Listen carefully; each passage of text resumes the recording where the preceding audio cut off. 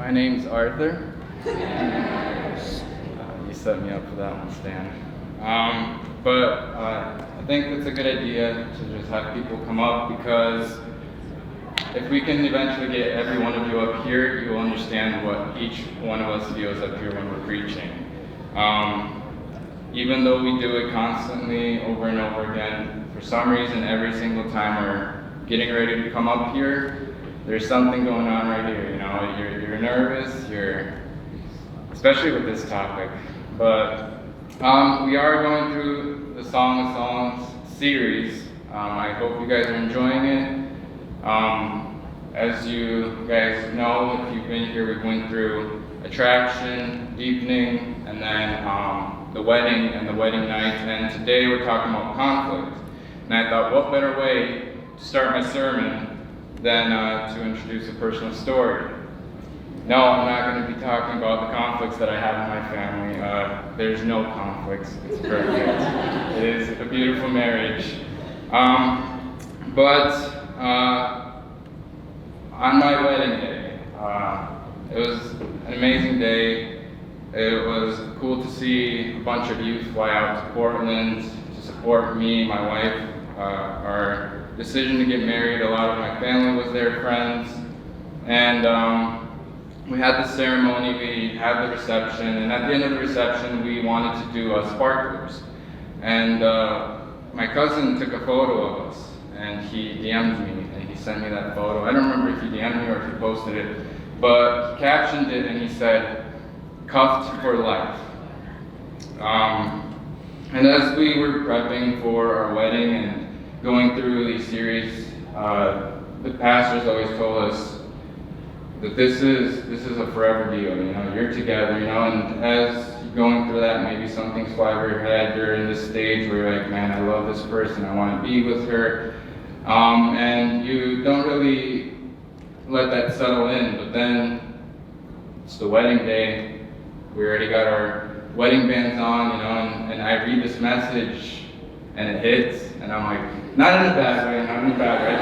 I just want to say that, but I sit there and think, this is forever. I'm with the person that I want to be with forever. And it can be taken two different ways. Cuffed for life, with the best friend you have.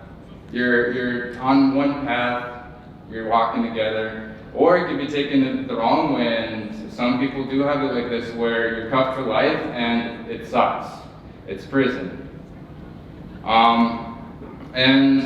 Whatever way you take it, you will end up discovering eventually in your marriage that the person that you love the most is also a sinner. It's not just you. So you will always face conflict in your family. In your marriage, it's something you can't avoid. As I was prepping for this, I came across a statistic, and I think many of you see this as well, but as time progresses, as the years go on, people get married later and later. And interesting statistic is that this number has been rising. 2020, it's rising, and apparently the last couple of years it actually dropped after 2020. And I think that's because 4 years ago we did a relationship series at youth, and this marriage number skyrocketed. And we just changed the statistics here, guys. This is what we do here. There's different reasons why people take time and don't rush into marriage. It could be financial reasons. You know, there's debt that you carry in. There could be issues with money, that you don't make enough, or that you think you don't make enough, that you think you need more. Weddings are expensive. I think Stan gave us a number on that 2 weeks ago. If you want to hear the average number that it costs to have a wedding, go listen to previous sermons. But it could be that just marriage has lost its value. People don't see marriage as what it used to be, where people live together without getting married. They don't want to be in a place of responsibility. They don't want that. But One of the biggest reasons that people wait to get into marriage is actually the fear of divorce. And in an article I was reading, a quote, it says, about half of first marriages in the U.S. end up in divorce, according to Forbes. The average length of a marriage is 8 years. Second and third marriages fail at a significantly higher rate than first marriages do. Threat of divorce is one reason why younger generations may delay marriage. People who marry around the age of 30 are less likely to divorce than younger married counterparts, with one exception: religious people. I thought it's interesting that they included that, and I think it's good that we here go through these kind of topics, we discuss this, because understanding God's intention for marriage, we come to marriage with this perspective that divorce is not an option. It's not something that even should cross your mind as you enter conflict and tough times, but we see that in general, people are afraid to become one to one day fall apart. And this is why I know when we chose the series to go through it again, some people were asking why, and this is why. We want you guys to first of all understand what it is to be in a godly relationship before you even get into a relationship. I know some people are in their singleness stage, some people might be dating, but before you do get cuffed for life, we want you to understand what it is to have a godly relationship. And there is a way to conflict. There will always be conflict, but there is a correct way to disagree as a couple that will not destroy the marriage, but instead it will make the marriage grow and it will deepen. And today we're going to continue to go through the Song of Songs, so if you guys want to follow along, we're going to be going through 2 chapters. We'll try to make it quick, but chapter 5, we're starting at verse 2. I apologize, I don't have PowerPoints. I know some people really liked them last time, but I just couldn't get to it. So if you guys want to open up to chapter 2, we're going to be going through verses 2 all the way to chapter 6, verse 13. And the way we're going to do this is just go verse by verse, or a couple verses at a time, and just discuss and continue. So chapter 5, verse 2. This is Solomon's beloved speaking. She says, I slept, but my heart was awake. A sound, my beloved is knocking. Open to me, my sister, my love, my dove, my perfect one. For my head is wet with dew, my locks with the drops of the night. This verse, Solomon, we don't know how long it has been since the wedding, and we see Solomon wants to be with the love of his life. He wants to be with her. He came home and he says, let me be with you.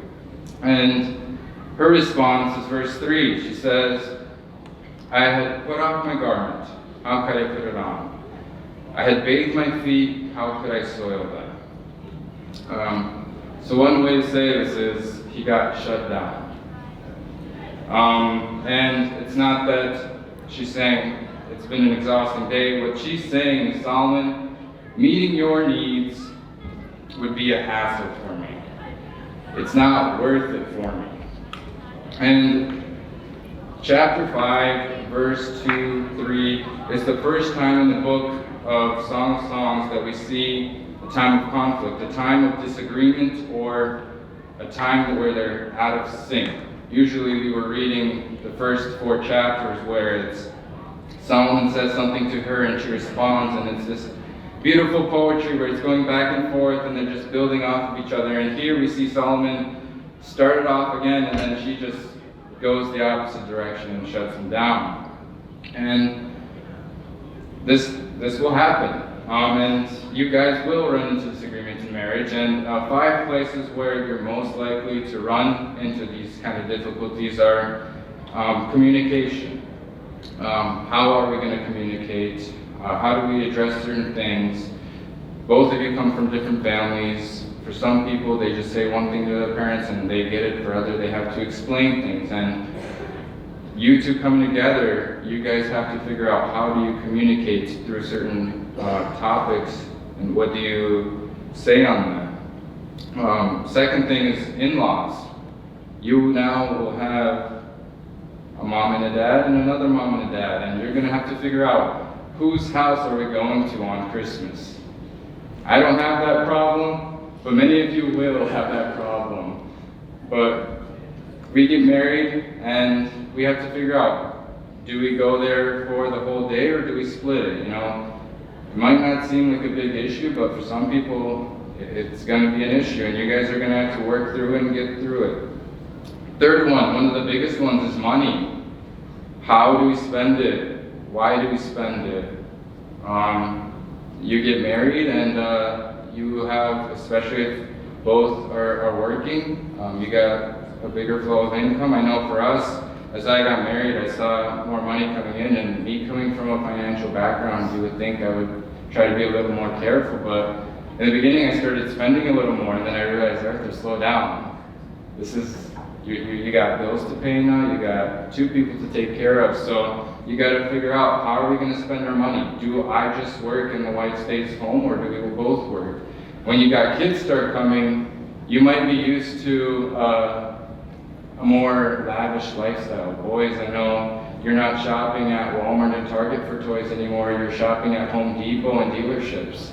So you got kids on the way, you're going to have to cut that spending down. Believe me. I know. But money is going to be a thing that you have to discuss, and you might enter into conflict because of that topic. The roles in the family. Who does what? Who's going to be mowing the lawn and who's going to be washing dishes? You know, some families, I know it's fine.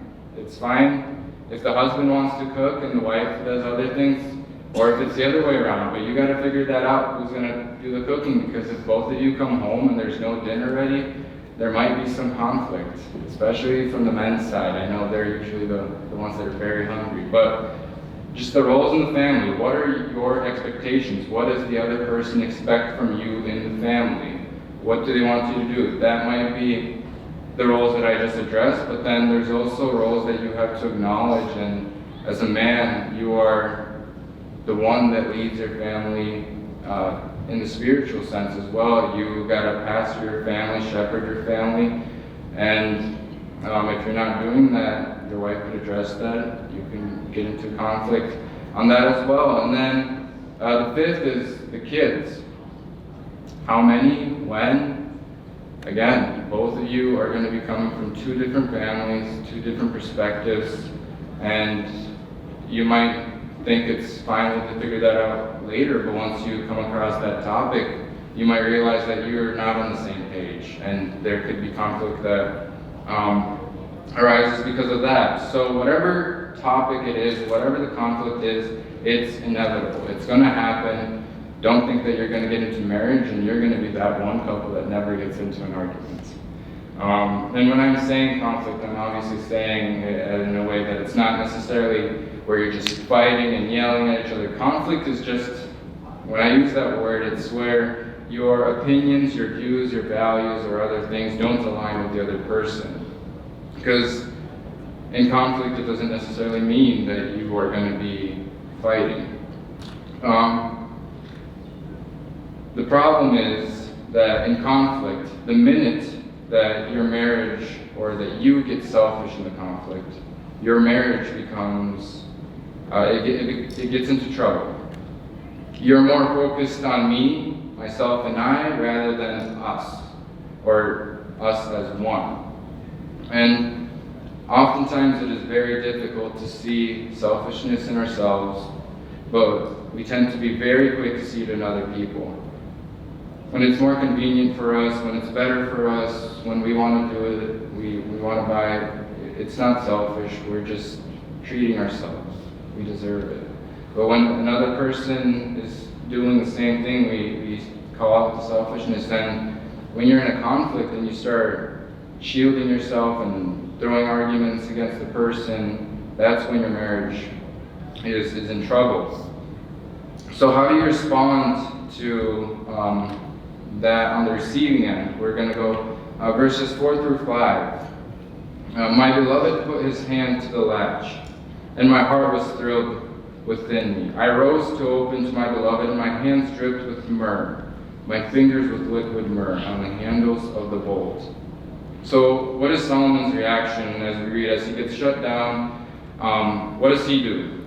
He doesn't start demanding, say, woman, I was working all day, I've been doing what you wanted me to do in my role, I came, and now you are treating me like this. He doesn't start bashing in the door, and he's calm, and he just turns around and goes. But she says there was myrrh on the door handle. Might sound weird when you're reading this, but first of all, I think a lot of us know what myrrh is. We came across it. It's one of the gifts that Jesus was brought, but it was a very, very expensive perfume, and it's not something that you would typically use in such a large quantity that we would be dripping. Because if you do, that means you probably have a lot of money. You spent a lot of money on this, so you want to use it just to the point where you need it and you're done. But here you see that it's dripping, and we're just saying, Solomon, why are you putting perfume on the door? But guys, think of it this way. You're leaving flowers at her doorstep, and you just leave. And it's a symbol of love. You show her that you still love her, and you go. And what Solomon does here is a powerful message. He sends her a powerful message without even saying a word. He anoints the very thing that locked him away. He doesn't retaliate, but he blesses instead. And that's what the Bible calls us to do when you are hurt, that you go and bless. And that's what God calls us to do. 1 Peter 3:9 we read, do not repay evil for evil, or reviling for reviling, but on the contrary bless, for to this you were called, that you may obtain a blessing. You see, loving kindness is what breaks down walls. As soon as you begin to retaliate, you start building up walls, and it's going to become tougher to go through conflict. And we see that the opposite of selfishness is love in the situation. So as we continue, she says, I opened to my beloved, but my beloved had turned and gone. My soul failed me when he spoke. I sought him, but I found him not. I called him, but he gave me no answer. So finally, we see her get up. She opens the door, and she feels remorse. It's not where she opens the door, he's not there, and she says, whatever, I'm going back to bed. We'll figure this out in the morning. No, she feels bad for what she has done, and she seeks to reconcile. She wants to find her husband, her beloved, to make peace between each other. And what you need to understand in a marriage, in a relationship, is that conflict is not you against the other person. It's not about gaining victory or being the dominant person in the relationship. In marriage, you have to understand that you are one, and by fighting each other, you're doing damage to yourself. In conflict, it's about standing shoulder to shoulder and talking about the problem. Instead of facing each other, you stand next to each other and you face the problem and you deal with it. And I want you to remember, if you win a conflict, you lose. You win, you lose. And I have another statistic here. Sorry, I'm coming at you guys with divorce statistics, but the age of 21 is anything 21 or under. That's what has the highest divorce rate. And those people that have been in divorces, I don't know how they collect this data. I just trust it. But those people are found to be more immature, more independent, more self-centered, less religious, and much more likely to describe themselves as attractive. When you read that last one, it completes the circle and you say that person is proud. And pride has no place in a marriage, because when you're proud, it is so hard to say, I'm sorry. Just think about it. When is the last time you said sorry to someone? If it's been a while, I don't think that you just went through a week without hurting anyone by accident, by sinning against someone, I'm sure there's always a reason to say sorry for something. Maybe not always to the same person, but there's probably a reason somewhere, and you have to start saying it now, because when you get married, it's going to be much tougher to get used to it. You're going to think you're in the right, and that person's just going to get over it. Ephesians 4:26, it says, "Don't let the sun go down in your anger." And a good way to do that is, personally, my wife and I have a habit of praying together before we go to sleep. And obviously, to pray, your heart needs to be in the right place. Before you approach God, you need to make sure you're approaching Him the right way. And it's hard to pray together when both of you are mad at each other, when you have some kind of conflict. So I encourage you guys, if you get married, when you get married, to grow that habit, to start that from day one. You come home, and that's what you start with, prayer. Introduce it to the family early. If you start that habit, it's going to be there, and it's gonna help you. I can promise you that. As you go to bed, you pray, and if you're in conflict, you're going to make sure you resolve that conflict before you go to bed. Because it is important to be at peace, so the next morning you can start off fresh without any conflicts, and you will have, every morning will be a morning full of joy until the problems hit. But then you have to figure them out again. It's just a cycle in life. So we continue. Verses 7 through 9. She says, "The watchmen found me as they went about the city. They beat me, they bruised me, they took away my veil. Those watchmen of the walls, I adjure you, O daughters of Jerusalem, if you find my beloved, that you tell him I am sick with love." And the others say, "What is your beloved more than another beloved? O most beautiful among women, what is your beloved more than another beloved that you adjure us?" I read verse 7 because I didn't want you guys to accuse me of skipping it. But as I was doing the research, there's so many different commentaries on why this is included, that the watchmen beat her and bruised her. But the main point is further on. What we see is that she is mistreated, but the main point is that she goes out and she asks her friends to find her husband, because she's not giving up. She wants to be at peace. She wants to be reconciled. And she asks her friends, she says, "Help me." And they ask her, "What is he like? What is so great about him?"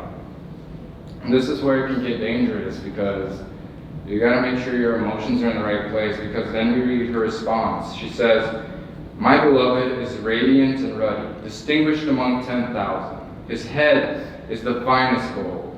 His locks are wavy, black as a raven. His eyes are like doves beside streams of water, bathed in milk, sitting beside a full pool. His cheeks are like beds of spices, mounds of sweet-smelling herbs. His lips are lilies, dripping liquid myrrh. His arms are rods of gold set with jewels. His body is polished ivory, bedecked with sapphires. His legs are alabaster columns set in bases of gold. His appearance is like Lebanon, choice as the cedars. His mouth is most sweet, and he is altogether desirable. This is my beloved, and this is my friend, O daughters of Jerusalem." So this is how you're supposed to talk about your beloved.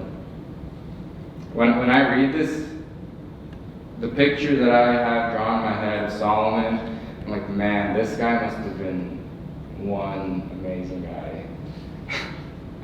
None of us boys here can compare. But what she does here, even though they're in conflict, she assumes only the best about this person. Only the best. And guys, one thing that I want to tell you is that in times of conflict, in times of hardship, where you're experiencing something with your loved one. At the moment, it might not seem like they're your loved one, you know, but go back and remember the best, the times, why you married this person, because then you understand, why do I love this person? And that's what she's doing here. She's going back and she's listing these qualities about Solomon, saying only the best of the best. She's saying, this guy, out of 10,000, he is the best. Out of 100,000, he is the best. And one thing that's very interesting is she's saying, his arms are rods of gold, and she continues to describe this guy, and he seems like a big guy, you know, strong man, but then she says, but his mouth is most sweet. He's altogether desirable. What is she saying here? She's saying, yeah, my guy is big, he's strong, he's a king, he's all masculine and all this, but he's gentle and he's loving. And this is for you guys. True masculinity is having the power to do something, but restraining. It's not manly to go yell at your wife, at your woman, at your girl. It's the lowest point that you can reach.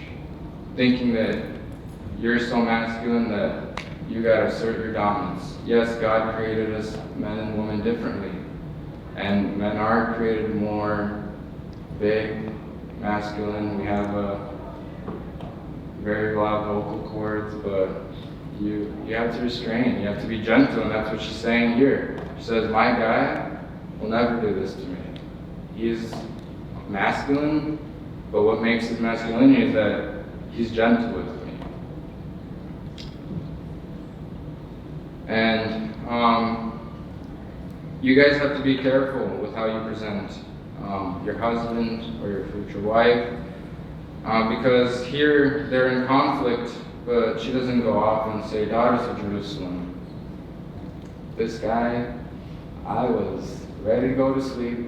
He just came out of nowhere and starts going off at him, how he's annoying, how he has no respect for time. Like, what is this guy doing? You know, she comes at it at a whole nother perspective.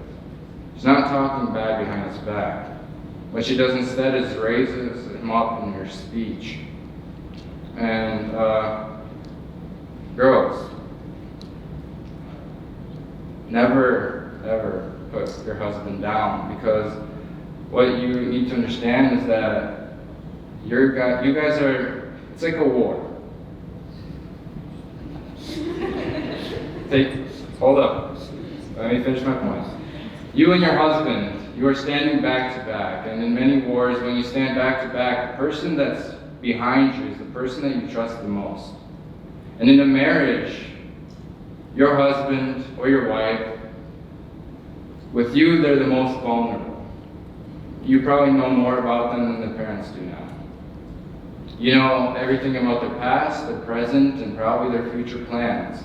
You know their flaws, their weaknesses, and it's often easy to go and attack those spots. But as you're standing back to back, everybody else is not there to just support you.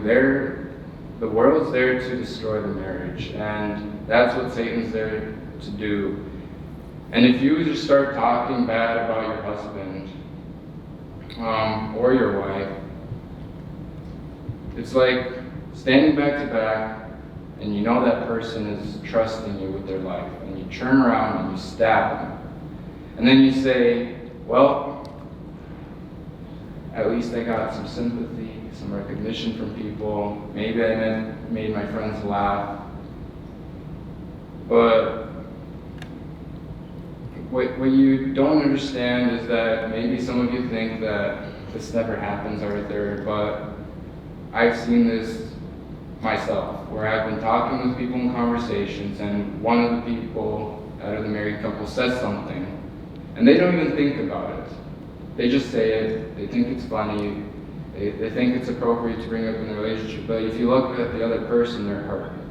They might not say it, but you can see it.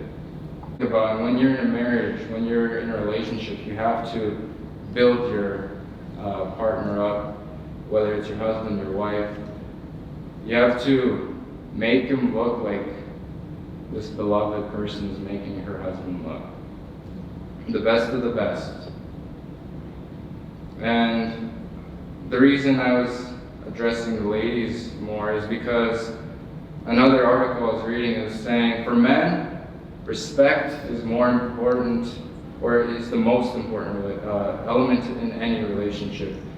They would rather be with someone who respects them, but does not love them deeply, although of course that's not ideal, than to be with someone that they know who loves them, but constantly disrespects them.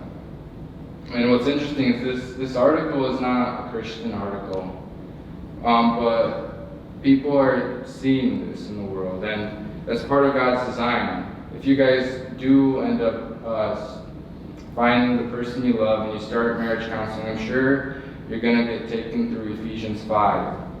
And if we go through there, verse 22 it says, "Wives, submit to your own husbands as to the Lord." Then 25 says, "Husbands, love your wives as Christ loved the church and gave himself up for her." And at the end, verse 33, it says, "However, let each one of you love his wife," this is to the husband, "and as himself." And then it says, "Let the wife see that she respects her husband."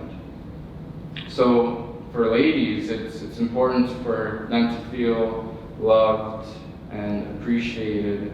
But for a man, he wants to be respected in the relationship, and you have to be careful with your words, with how you describe and what you say to your friends. You know, a lot of girls talk to their friends. If I look at how much I talk to my friends on the phone, it's probably like a 2-second phone call and then I'm done. I can't talk to them anymore. But it's a good thing that you guys keep the contact with friends, but you have to be careful with how you address your husband, your wife, because you might think it doesn't matter, but what other people see is that you either have no respect for that person, and obviously if you don't have respect, you most likely you're losing that love. And what you want other people to see is respect, love in a relationship, to show them what a true godly relationship is. So then we continue in chapter 6, the first 3 verses. Her friends, the daughters of Jerusalem, say, "Where has your beloved gone, O most beautiful among women? Where has your beloved turned, that we may seek him with you? My beloved has gone down to his garden, to the beds of spices, to graze in the gardens and to gather lilies. I am my beloved's, and my beloved is mine. He grazes among the lilies." The first time I read this, I thought it was kind of funny, because she says, "Daughters of Jerusalem, help me find this man." So they say, "So what's your man like?" She describes him, and then they're like, "Okay, well, where should we start looking?" She's like, "I know where he is." So I was like, "Why are you asking for help?" But there's reason for it, I guess. When they ask her where he is, she doesn't hesitate. She knows where he is. She says he has gone down to his garden. So what is the garden? We see this constantly addressed in this book. And the garden is the image of this couple's love. The garden is something that you have to put in work, take care of, because if you don't, it's going to be weeds, it's not going to be pretty. And what she's saying here, he's at his garden, he's taking care of it. She's saying Solomon isn't out shopping for another garden. He's not on Facebook Marketplace looking at gardens, not out there talking with his buddies, saying, "You know what, I'm giving up on this one. It's too many weeds," you know. She says he's out there, he's taking care of it.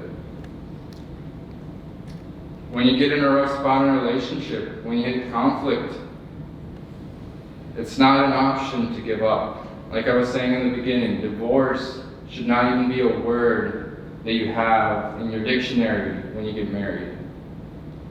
The only way is to move forward, to get through conflict, and to pursue a godly relationship, to honor God, and to deepen your love. And if you work through it, you cultivate it, you're going to have beautiful flowers growing, the garden's going to be beautiful, and other people are going to look at it and see it. You're going to say, "How'd you do it?" and you point it back at this and you say, this is how you do it. And the beauty of it is that when you hit conflict, that's not the end of the marriage. It's that when you go through it the right way, it's going to be more beautiful than it was when it began. You might think that you're getting married and your wedding day, you're like, I can't love this person more. But as the time goes on, as the years go on, I haven't been married for long. I'm coming up on 3 years, but you begin to understand that you can love this person more and more. You learn to love them more and more, and you begin to pursue this relationship, and you want to resolve conflict because you understand that you're one and this is God's intention for your marriage. So this is the first time we see Solomon speak now. Verse 4, he says, "You are beautiful as Tirzah, my love, lovely as Jerusalem, awesome as an army with banners." The reason he's comparing her with these two cities is because in Israel, these were the best cities that Israel had, in the north and the south. So he's saying, there's all these cities, and these are the most beautiful ones. That's you. You're the most beautiful one out of all this that we have. And the next few verses, all the way through verse 7, he says, "Turn away your eyes from me, for they overwhelm me. Your hair is like a flock of goats leaping down the slopes of Gilead. Your teeth are like a flock of ewes that have come up from the washing. All of them bear twins, and not one among them has lost its young. Your cheeks are like halves of pomegranates behind your veil." Do you guys remember this passage? Does it ring any bells? Yeah? 2 weeks ago, Stan was going through a sermon, and it's the same exact words. He goes back and he says the same exact words they were saying to her. And what this means is that he's saying, I know that I've been hurt. I know that we've gone through some rough spots. We've been through conflict. But my love for you has not decreased. It's still there. I still love you. And he goes at her and he sees no flaw in her again. He's describing her and he's saying, I still love you. You are perfect. And then we continue and he's saying, there are 60 queens and 80 concubines and virgins without number. My dove, my perfect one, is the only one of her mother, pure to her who bore her. The young woman saw her and called her blessed. The queens and concubines also, they praised her. Who is this who looks down like a dawn? Beautiful as the moon, bright as the sun, awesome as an army with banners. So again, he's saying, there's all these women out here, and you're the best one. Just like she was describing him to her friends, she was saying, out of all these men, he's the best one. He's saying, there's all these women, but who cares, because I got you. You're the best one. You don't even compare to them. And he's saying, even these women acknowledge that she's the best one. Because he brings her up so much, he's saying, these women are praising you. They're saying, the last verse is her friends, it says, the daughters of Jerusalem are the ones that are saying, who is this who looks down like the dawn, beautiful as the moon, bright as the sun? So, it might seem weird, and I know for me even, when you go through these few chapters, you're like, beautiful poetry, beautiful, beautiful. But what you realize when you're going through it is that it is beautiful, and they did hit conflict, and that they keep it beautiful because of the way they go through their conflict. That instead of going at each other, attacking each other, finding weaknesses, finding flaws, they only list the most perfect things. They use words that I never knew, They use descriptions that I never would have assumed to use. The lilies, the flowers, the doves. Man, as you look at this relationship, you might think that it's always perfect, but you see that as they hit this period of disagreement, this rough spot, they find a way to work through it. And I think this is exactly why we have this book in the Bible, and this is why we decide to go through it, is that it doesn't just tell you about their preparation for their wedding. It goes through everything, and even the spots where things got a little ugly, where things got tough, and it shows the way they go through it, and it shows us how we, as people that are soon to be in marriage, soon to get into relationships, how we should deal with these kind of things.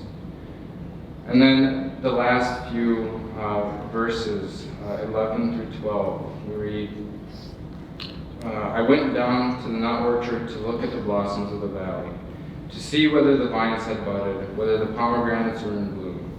Before I was aware, my desire set me among the chariots of my kinsman, a prince. And as we end this chapter, we end this period of conflict, and we go through the steps. We see total forgiveness, where Solomon takes his beloved, puts her in his chariot.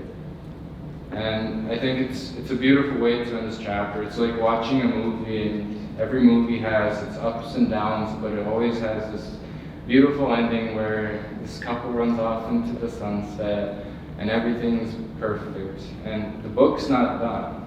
We're going to continue to go through it, but the chapter is done, and we see how the conflict is resolved, how both of them are on the same page, they have forgiven each other, and you see that the love is not diminished.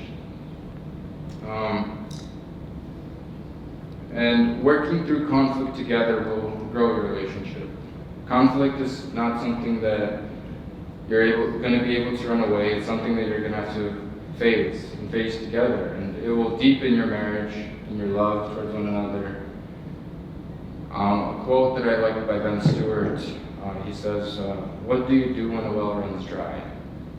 You don't go find another well. You begin to dig deeper because you know there's water in there. In a marriage, like I said, running's not an option. You work through it, you deepen it, and by doing so, you will know that you will achieve a resolution, you will work through it, and you will know that from the point it started to the point it ended, at the end, your marriage will be deeper, more beautiful.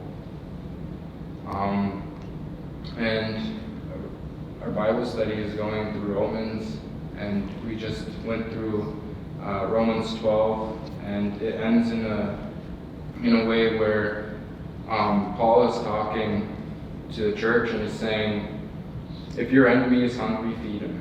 If he is thirsty, give him something to drink. For by doing so, you'll heap burning coals on his head. Do not overcome evil, but overcome evil with good.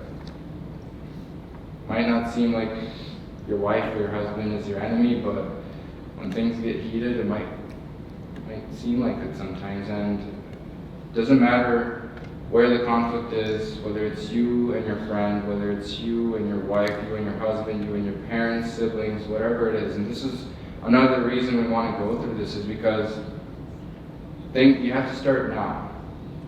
Don't think that you will get married and that you will be able to go through your first conflict, your second conflict, all of them flawlessly. If you have issues going through conflict with your parents, your siblings, your friends, you're going to have major issues when you get married, because that's how you are used to dealing with these kind of things. The Bible calls us to deal with all conflict the same way, with love. Approach it with a place where if they persecute you, you love them. You sacrifice. And that's what marriage is all about. We see that marriage is not just you and your wife. The Bible describes it as something more. It's an image of what Christ did for the church. He sacrificed himself. He loved his church. And that's what we're supposed to do in marriage. When you are hurt, when the other person hurts you, you go out there and you show them love. Because by doing so, you're not building up walls, you're heaping coals on their head. It's going to burn, and they're going to feel the love. But the worship team can come out, and as they're coming out, I want to say that for me in my marriage, the greatest confidence that I have in my relationship is that I know that when I screw up, when I do something bad, when I hurt my wife by saying something or doing something, I know that my wife loves Christ. She knows the gospel. And that is who you need to be, first of all. Someone who understands the gospel, understands Christ. And then that is who you need to look for to be in a relationship with, someone who also understands the gospel and who is in a relationship with Christ. Because when we understand who we are compared to God, that we are just broken people full of sin, and when we know that He first loved us when we were still sinners, when we didn't show any love towards Him, He loved us and forgave us before we did anything. There's no way that we can go out and deal with people the opposite way. This grace that we have experienced should be grace that pours out towards others. He sacrificed Himself when we were hurting Him, so we should be the ones that sacrifice when we are the ones being hurt. When you grab the grace of the gospel, you become gracious to others, guys. When you understand what's been done to you, you want to do the same towards others. And I hope that when conflict and hardship strike you in your relationship, whether that's your relationship with your wife, your husband, your friends, your family, I hope that you understand that you, especially in a relationship, they understand that you have been made one. That by fighting, you're doing damage not just to the person that you're fighting, but to yourself. It's like punching yourself, guys. It's not going to work out. But by working through the conflict in a God-honoring way, in a way that the Bible addresses it, by the way God has designed it and wants us to go through it, you will see how your marriage will continue to grow, continue to deepen, and your marriage will only be beautiful. And when people approach you and ask you, what is marriage like? You're not going to go, you should wait, man, you should wait.